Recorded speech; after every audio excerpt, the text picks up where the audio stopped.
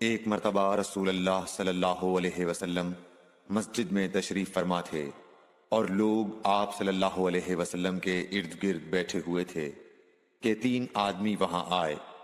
ان میں سے 2 رسول اللہ صلی اللہ علیہ وسلم کے سامنے پہنچ گئے اور ایک واپس چلا گیا۔ پھر وہ دونوں رسول اللہ صلی اللہ علیہ وسلم کے سامنے کھڑے ہو گئے۔ اس کے بعد ان میں سے ایک نے جب مجلس میں ایک جگہ کچھ گنجائش دیکھی تو وہاں بیٹھ گیا، اور دوسرا اہل مجلس کے پیچھے بیٹھ گیا، اور تیسرا جو تھا وہ لوٹ گیا۔ تو جب رسول اللہ صلی اللہ علیہ وسلم اپنی گفتگو سے فارغ ہوئے تو صحابہ رضی اللہ عنہم سے فرمایا، کیا تمہیں 3 آدمیوں کے بارے میں نہ بتاؤں؟ تو سنو۔